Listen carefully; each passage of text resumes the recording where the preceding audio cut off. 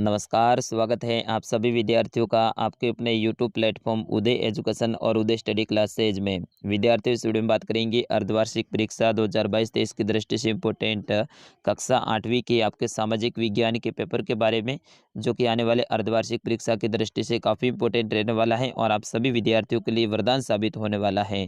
तो आप सभी विद्यार्थियों से निवेदन रहेगा, वीडियो को अंत तक देखिएगा, वीडियो को लाइक कर दीजिएगा। आपका अपना चैनल है, अभी तक आपने चैनल को सब्सक्राइब नहीं किया तो चैनल को सब्सक्राइब जरूर कर लीजिएगा, क्योंकि आपके एग्जाम तक सारे विषय के पेपर अपलोड यहाँ पे किए जाएंगे। आप वीडियो तो देखते हैं लेकिन चैनल को सब्सक्राइब नहीं करते हैं, ये अच्छी बात नहीं है विद्यार्थियों। आपके लिए हम इतनी सारी मेहनत कर रहे हैं तो आप चैनल को सब्सक्राइब जरूर कीजिएगा। विद्यार्थियों, इस पेपर की खासियत है कि सारे प्रश्नों के उत्तर भी हमने साथ में लिखे हैं ताकि आपको अच्छे से याद हो जाए और आप परीक्षा में बेहतर से बेहतर स्कोर करके आए। आपको ये पेपर डाउनलोड करना है तो भी मैं बताऊंगा बिल्कुल ऐसा कैसा पेपर आपको मिलने वाला है, कहाँ पे मिलेगा, कैसे मिलेगा, वो वीडियो को भी इसमें कहीं पे भी मैं बता सकता हूँ कि आपको पेपर कैसे डाउनलोड करना है। तो आपसे निवेदन रहेगा, वीडियो को अंत तक का जरूर देखिएगा। चलिए विद्यार्थियों, आपका ज़्यादा समय न गंवाते हुए बढ़ते हैं पहले प्रश्न की ओर। पहला प्रश्न आपकी स्क्रीन पे है कि निम्नलिखित प्रश्नों का सही विकल्प का चुनाव करें। यानी आपको अवसर के रूप में 4 प्रश्न पूछे जाएंगे, उनके सही उत्तर लिखने हैं। इसमें पहला देखिए, भारत का प्रथम गवर्नर जनरल था Robert Clive, Warren Hasting, Dalhousie या फिर वेलेजली। तो विद्यार्थियों, भारत का प्रथम गवर्नर जनरल है वो वॉरेन हेस्टिंग था। तो ऑप्शन नंबर ब रहेगा इसका सही उत्तर। जिन विद्यार्थियों ने ऑप्शन नंबर ब का चुनाव किया है उन सभी का सही उत्तर रहेगा। प्रश्न संख्या 2, भारत में कितनी स्तरीय शासन व्यवस्था है?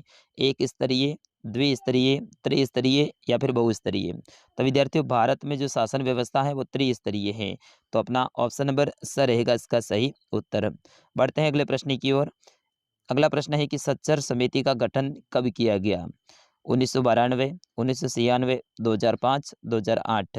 तो विद्यार्थियों, सच्चर समिति का गठन है वो 2005 में किया गया था। तो अपना ऑप्शन नंबर स रहेगा इसका सही उत्तर।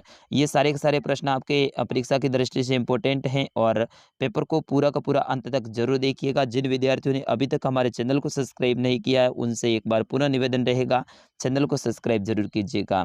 प्रश्न संख्या 4, कौन से ग्रह को जल ग्रह कहते हैं? मंगल, पृथ्वी, शनि, बृहस्पति।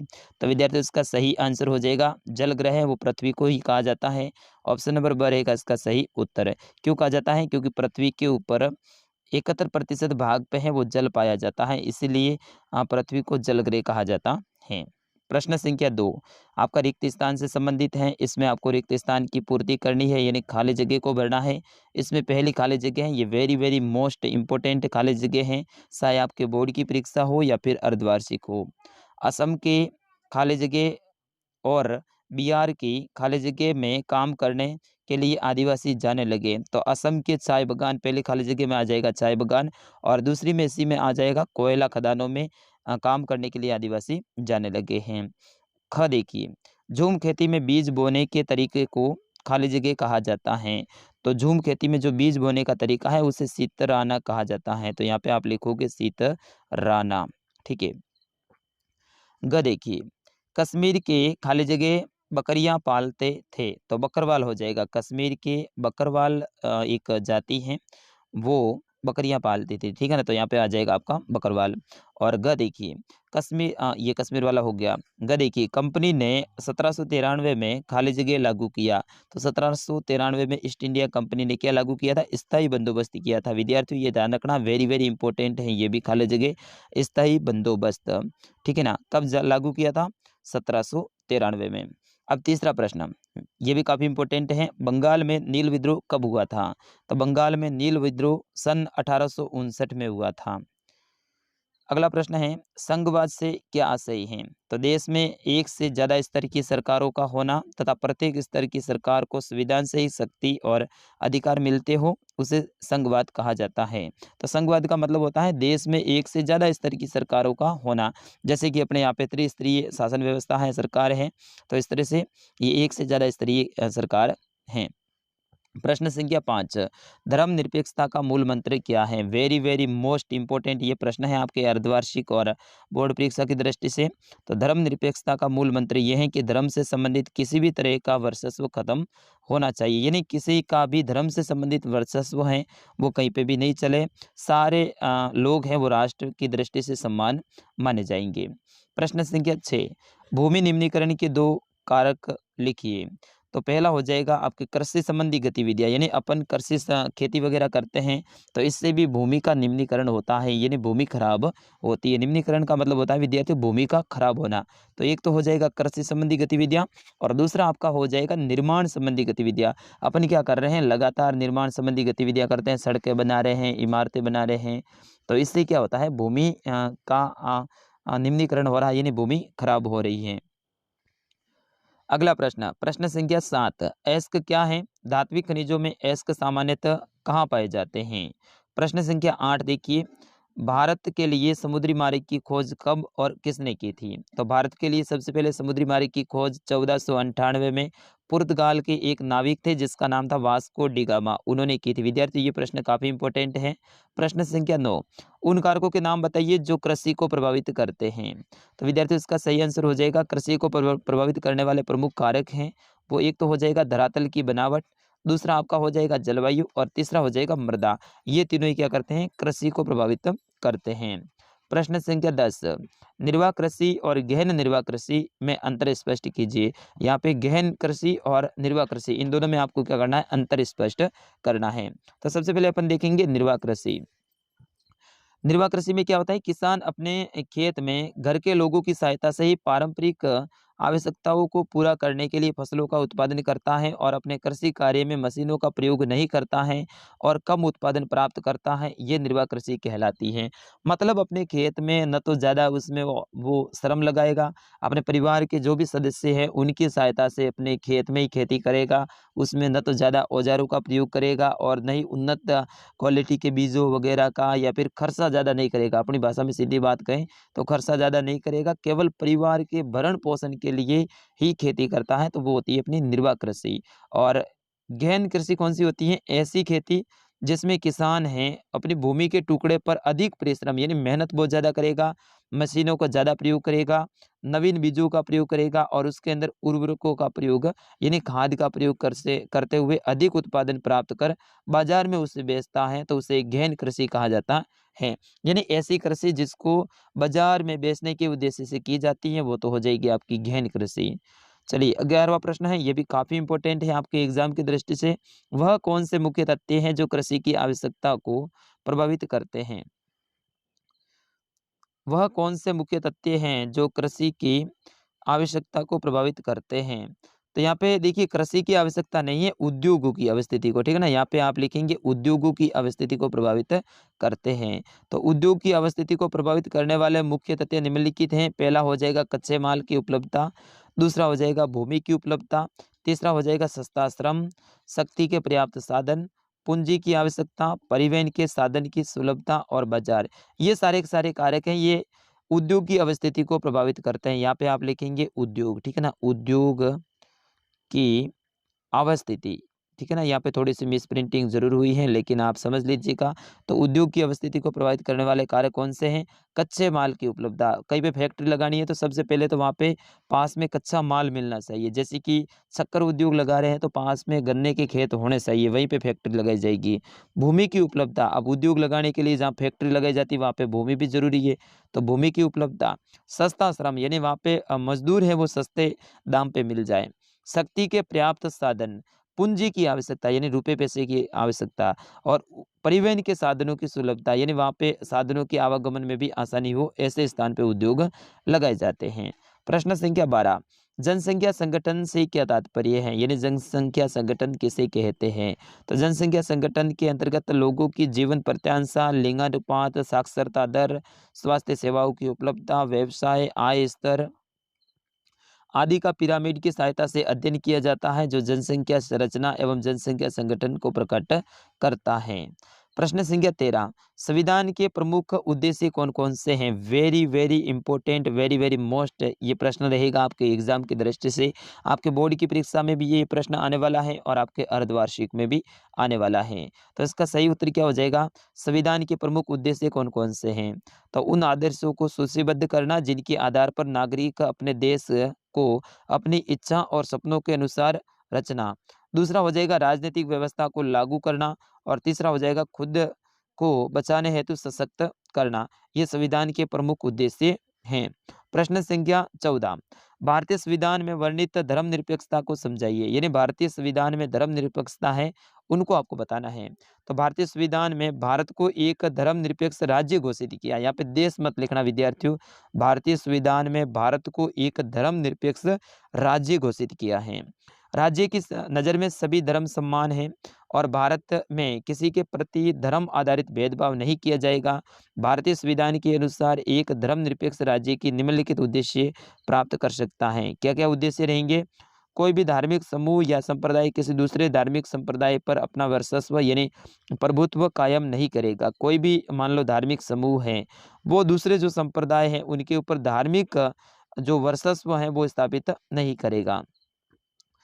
ये संविधान में वर्णित धर्मनिरपेक्षता है। दूसरा देखिए, किसी एक ही धर्म के कुछ लोग उसी धर्म के अन्य लोगों पर अपना वर्चस्व स्थापित नहीं करेंगे।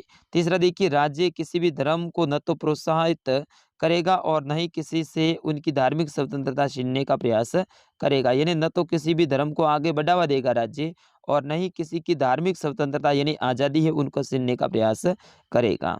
प्रश्न संख्या 15, वेरी वेरी इंपॉर्टेंट ये भी प्रश्न है कि घरेलू हिंसा पर नया कानून किस तरह बना? महिला संगठनों ने इस प्रक्रिया में अलग अलग तरीके से क्या क्या भूमिका निभाई, उसको अपने शब्दों में लिखिए। यानी आपके राजनीति विज्ञान का ये प्रश्न है, वह राजनीति विज्ञान की बुक है उससे लिया गया है और वेरी वेरी इंपॉर्टेंट ये भी है।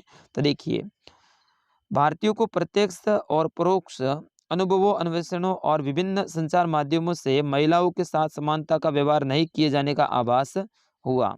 उन्हें पता चला कि न तो घरों में और न ही कार्यालयों कारखानों में इनके साथ में समानता बरती जा रही। किसके साथ में? महिलाओं के साथ में।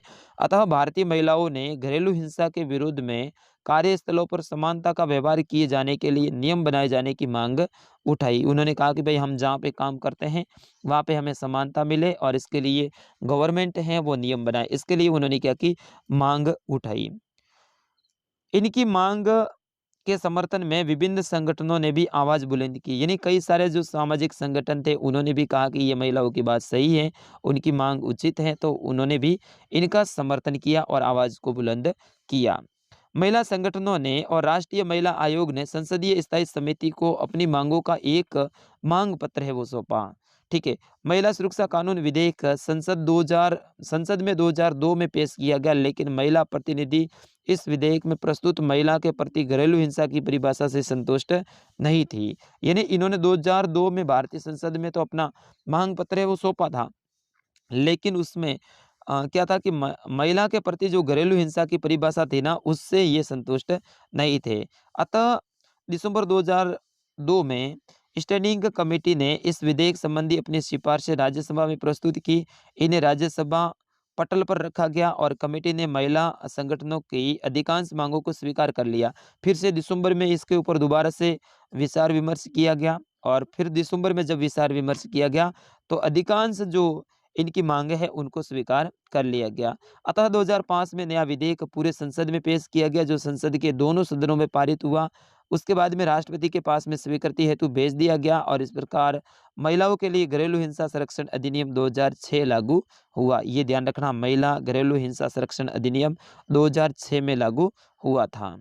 आज का अंतिम प्रश्न रहेगा, उससे पहले एक प्रश्न और है, फिर उसके बाद में अंतिम प्रश्न की ओर बढ़ेंगे। जेम्स मिल ने भारतीय इतिहास को जिस तरह कालखंडों में बांटा था उसमें क्या समस्याएं थी? विद्यार्थियों, ये प्रश्न बहुत बड़ा है और वेरी वेरी इंपॉर्टेंट है आपके एग्जाम की दृष्टि से। तो स्कॉटलैंड के निवासी जेम्स मिल ने 1817 में भारतीय इतिहास को हिंदू, मुस्लिम और ब्रिटिश नामक 3 कालखंडों में बांटा था। तो ध्यान रखना आपको, जेम्स मिल ने भारतीय इतिहास को कितने कालखंडों में बांटा था?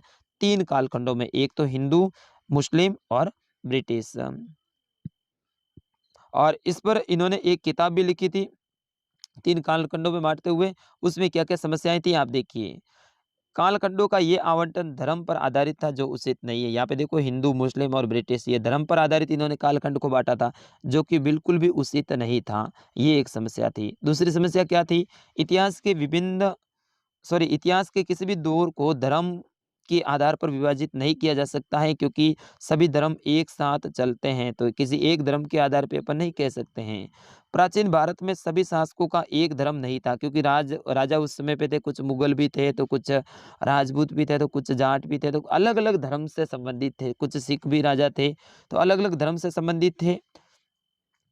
अगला देखिए, इतिहास के विभाजन के इस आधार का उद्देश्य लोगों में फूट डालना था। यानी इस जेम्स मिल ने जो इतिहास का आधार ये उद्देश्य दिए थे, इसमें इनका उद्देश्य यही था कि लोगों के अंदर फूट डाले और रोजो लोगों को है एक दूसरे से अलग कर दे। जेम्स मिल ने अंग्रेजी शासन को प्रगति और सभ्यता का प्रतीक माना था, और इससे पहले का शासनकाल को जातिवाद, अंधविश्वास से पूर्ण कहा। ये उनकी औपनिवेशिक मानसिकता का ही परिचायक था। अगला प्रश्न है 17वां, दीवानी मिलने से ईस्ट इंडिया कंपनी को किस तरह से फायदा हुआ था? तो यहाँ पे देखिएगा ये प्रश्न काफी बड़ा है। और फिर उसके बाद में आपका अंतिम प्रश्न रहेगा, किन परिस्थितियों में बंगाल में नील का उत्पादन धराशायी हो गया? अगर इस प्रश्न का उत्तर नहीं आता अथवा में ऑप्शन मिल जाएगा, मालवारी व्यवस्था स्थायी बंदोबस्त के मुकाबले कैसे अलग थी? तो विद्यार्थियों ये था कक्षा 8 का सामाजिक विज्ञान का पेपर। मैं आशा करता हूँ आप सभी विद्यार्थियों ने अंत तक देखा है और अच्छे से समझ लिया है। बिल्कुल इनमें से ज़्यादातर प्रश्न आपके अर्धवार्षिक परीक्षा और वार्षिक परीक्षा में पूछे जाएंगे। डाउनलोड करना है तो मैं वीडियो के बीच में या फिर अंत में आपको बताऊंगा। तो बिल्कुल ये पेपर आपको हमारी वेबसाइट पे मिलेगा। वेबसाइट है, उसका नाम है udaystudy.com। तो आप गूगल में जाके udaystudy.com ऐसे लिखेंगे, फिर गूगल में इसको सर्च कर देंगे। यहाँ पे आपके आएगा राजस्थान जीके का या फिर लेटेस्ट पोस्ट का एक ऑप्शन, उसके ऊपर आपको क्लिक करना है और उसके अंदर कक्षा 8 सामाजिक विज्ञान पेपर ऐसा नाम लिखा होगा, उसके ऊपर क्लिक कीजिए।